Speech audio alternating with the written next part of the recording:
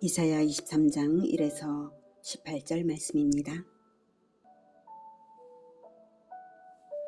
23장. 두로에 관한 경고라. 다시스의 배들아, 너희는 슬피 부르짖을지어다. 두로가 황무하여 집이 없고 들어갈 곳도 없으며, 이 소식이 기띔 땅에서부터 그들에게 전파되었습니다. 바다에 왕래하는 시돈 상인들로 말미암아 부요하게 된 너희 해변 주민들아, 잠잠하라. 시올의 곡식 곧 나일의 추수를 큰 물로 수송하여 드렸으니 열국의 시장이 되었도다. 시돈이여, 너는 부끄러워할지어다. 대저 바다 곧 바다의 요새가 말하기를, 나는 산고를 겪지 못하였으며 출산하지 못하였으며 청년들을 양육하지도 못하였으며 처녀들을 생육하지도 못하였다 하였습니다. 그 소식이 애굽에 이르면 그들이 두로의 소식으로 말미암아 고통받으리로다. 너희는 다시스로 건너갈지어다. 해변 주민아, 너희는 슬피 부르짖을지어다. 이것이 옛날에 건설된 너희 희락의 성, 곧 그 백성이 자기 발로 먼 지방까지 가서 머물던 성읍이냐. 사랑하는 형제 여러분, 3월 11일 토요일 저녁 목상에 오신 것을 환영합니다. 이방 10개국에 대한 예언 중에 마지막 10번째 두로에 대한 예언입니다. 두로의 위치를 보면 여기에 두로가 있고요. 바로 위에 시돈이 있습니다. 두로와 시돈은 거의 이렇게 묶여서 둘을 묶어서 많이 얘기하고요. 그리고 두로와 시돈을 포함해서 여기가 페니키아, 베니게라고 합니다. 이렇게 지중해 연안에 있는 성이기 때문에 지중해 무역의 중심지였습니다. 그래서 지리적 특성으로 인해서 그렇게 된 거죠. 그래서 항해술과 공예술, 건축술이 뛰어났고요. 두로의 경제력은 음란과 사치, 술수를 만들어내어서 두로는 시돈과 함께 성경에서 사탄의 도시로 상징이 됩니다. 이스라엘과는 다윗 시대부터 밀접한 관계를 유지했고요. 솔로몬 성전 건축의 공이 컸는데요. 이러한 밀접한 관계로 인한 악영향으로 두로의 많은 우상 숭배 관습이 이스라엘로 유입되었습니다. 대표적으로 북이스라엘을 바알 종교로 물들인 악녀 이세벨이 두로 왕의 딸입니다. 교만과 우상 숭배, 음란의 도성 두로는 1차적으로 주전 664년에 아수르의 아수르바니팔에 의해서 정복되었고요. 주전 572년에 바벨론의 느부갓네살의 침공이 있었고 주전 333년에 알렉산더 대제에 의해서 완전 멸망했습니다. 1절 두로에 관한 경고라. 다시스의 배들아, 너희는 슬피 부르짖을지어다. 두로가 황무하여 집이 없고 들어갈 곳도 없으며 이 소식이 기띔 땅에서부터 그들에게 전파되었습니다. 다시스는 두로의 식민지 중 하나로 오늘날 스페인의 항구 도시이고요. 다시스의 배들은 다시스를 왕래하는 두로의 무역선들인데요. 슬피 부르짖어 올라라고 하는 것은 두로가 파괴되어서 이제 돌아갈 곳이 없어졌기 때문입니다. 기띔에서부터 그 소식이 두로의 멸망 소식이 전파되는데, 기띔은 구브로 섬, 즉 현재의 키프러스 섬인데요. 지중해에 있는 섬이죠. 그 섬은 두로와 다시스의 중간 기착지입니다. 무역선들이 중간에 거기서 쉬고 가요. 다시스에서 두로로 돌아가는 중간 지점인 기띔 섬에서 두로 멸망 소식을 듣게 될 것이라는 말입니다. 그래서 다시스의 배들아, 너희는 슬피 부르짖을지어다. 두로가 황무하여 집이 없고 돌아갈 곳도 들어갈 곳도 없으며 이 소식이 기띔 땅에서부터 그들에게 전파되었습니다.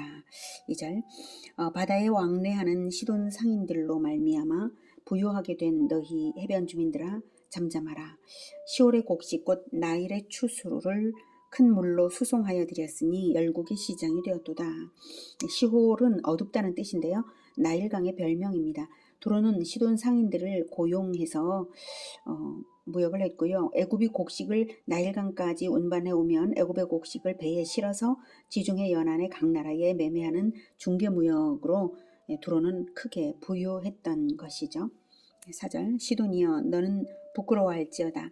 대저 바다 곧 바다의 요새가 말하기를, 나는 산고를 겪지 못하였으며 출산하지 못하였으며 청년들을 양육하지도 못하였으며 처녀들을 생육하지도 못하였다 하였습니다.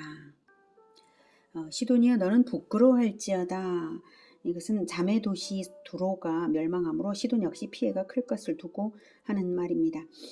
바다 곧 바다의 요새라는 말은 두로를 가리키는 말인데요. 요새는 이제 쉽게 점령하지 못하는 것을 말하잖아요.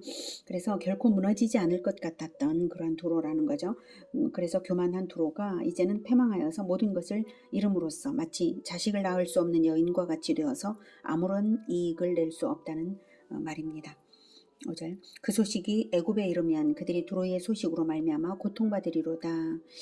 두로의 멸망 소식이 애굽에 큰 충격을 주리라는 말입니다. 두로가 애굽의 번영에 기여했던 바가 컸기에 그렇고요.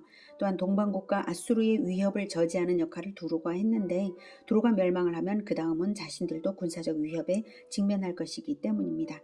6절 너희는 다시스로 건너갈지어다. 해변 주민아 너희는 슬피 부르짖을지어다.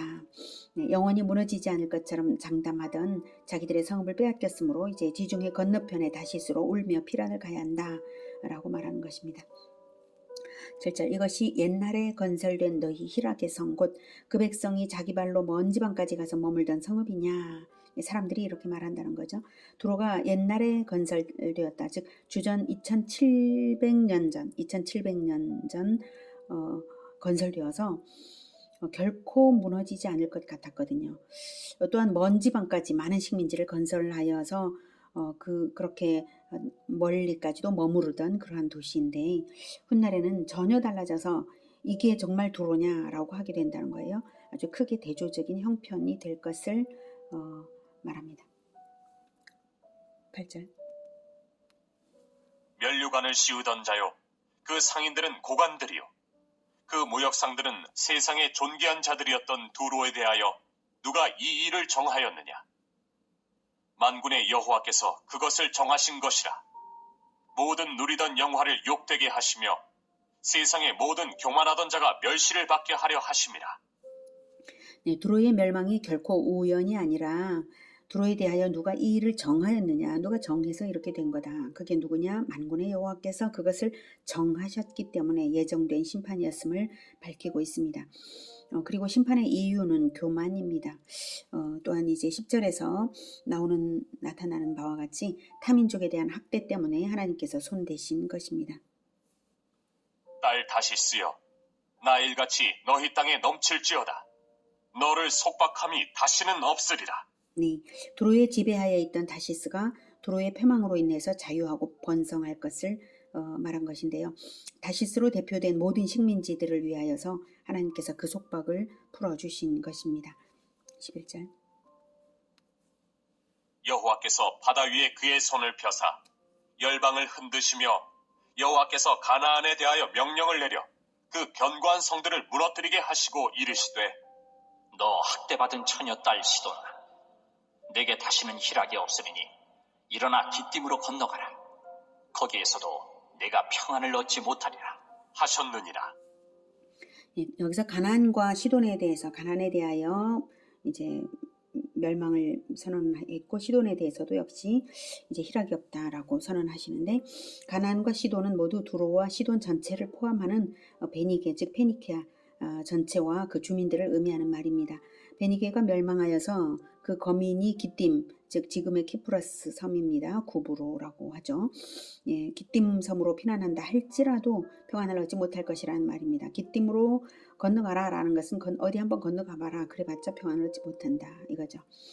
실제로 시돈 왕 압디밀쿠트라는 사람은 아수르 왕 에살라돈 7세 때에 기띔으로 피신을 했다가 체포되어서 교수형을 당한 바가 있습니다. 13절 갈대아 사람의 땅을 보라.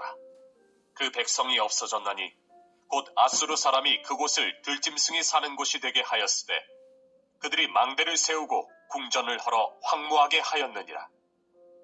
다시스의 배들아, 너희는 슬피 부르짖으라. 너희의 견고한 성이 파괴되었느니라. 네, 갈대아 사람의 땅을 보라는 갈대아 사람의 땅은 바벨론이죠. 이렇게 말하는 것은 바벨론이 주전 710년에 아수르의 사르곤 2세가 구바벨론을 점령해서 5년간 통치한 것을 두고 하는 말입니다. 그러나 바벨론은 다시 독립해서 나중에는 강력한 국가가 되었는데요. 본절을 볼 때 아직 바벨론이 강력한 국가가 되기 전에 이사야가 이 예언을 기록한 것이죠. 그래서 이 기록 시기가 바로 주전 710에서 705년 사이에 이 예언을 기록한 것임을 또 알 수가 있는 부분입니다. 그런데 이 본절을 말하는 이유는 아수르에 의해서 두로가 멸망당할 것을 말한 예언이고요. 그 확실성을 강조한 것입니다. 갈대 사람의 땅도 그렇게 이제 아예 백성이 없어지도록 그렇게 하지 않았냐, 짐승이 사는 곳이 되게 하지 않았냐, 망대를 세우고 궁전을 헐어서 황무하게 하지 않았냐.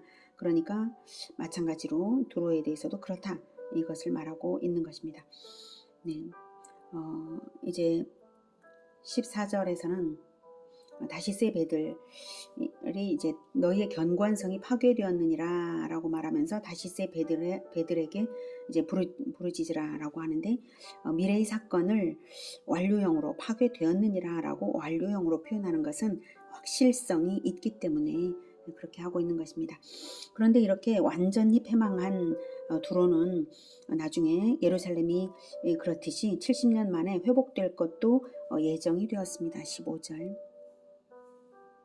그날부터 두로가 한 왕의 연한같이 70년 동안 잊어버린 바 되었다가 70년이 찬 후에 두로는 기생의 노래같이 될 것이라.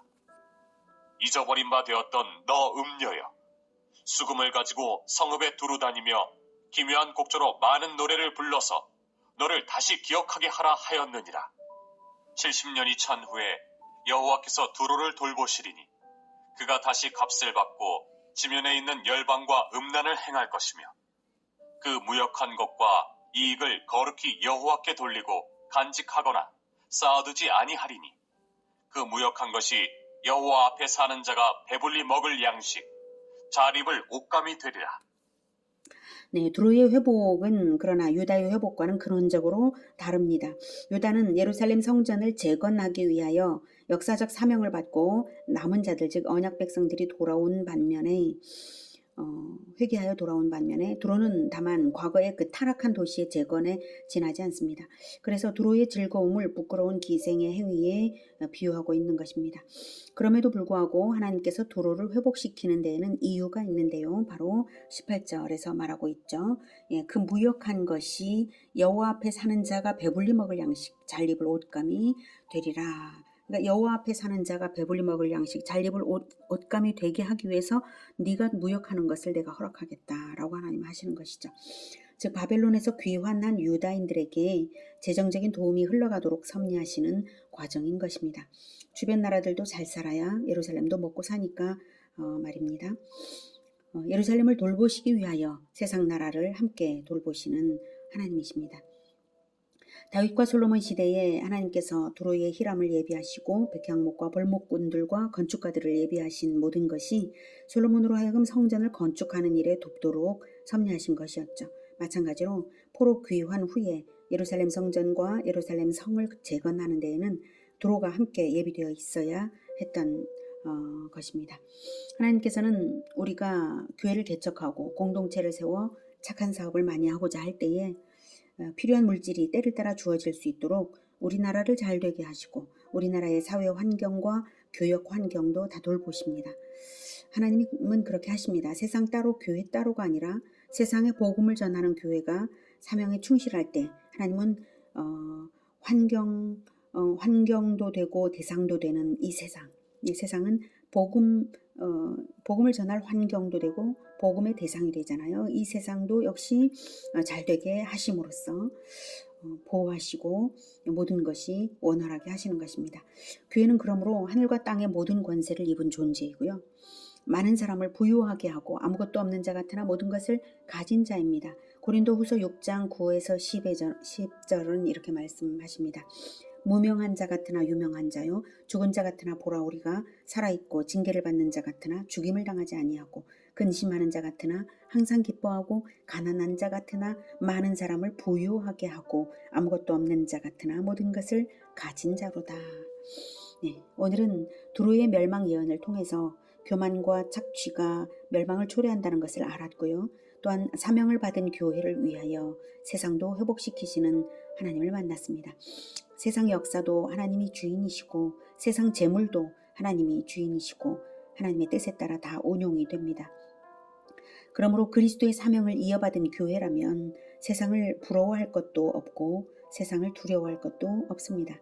하나님께서 때를 따라 공급하시기 위한 섭리가 있습니다. 하나님께는 모든 것이 준비되어 있으십니다.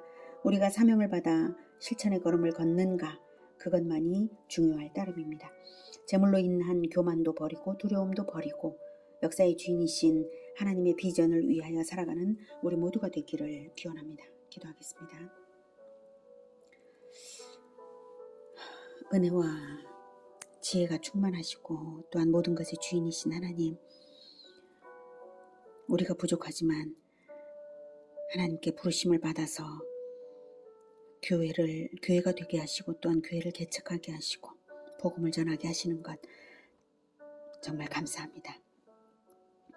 우리가 지혜도 부족하고 자원도 부족하지만 하나님께서 인적 자원, 물적 자원을 다 때를 따라 채우실 줄을 믿습니다. 하나님의 비전을 우리가 그것을 위하여 행하고 나아가기 때문에 우리 주 예수님께서 하늘과 땅의 모든 권세로서 함께 하시는 줄을 믿습니다.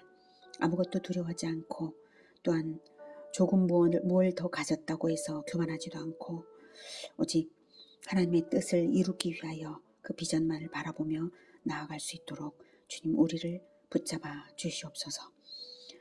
예수 그리스도 이름으로 기도드립니다. 아멘.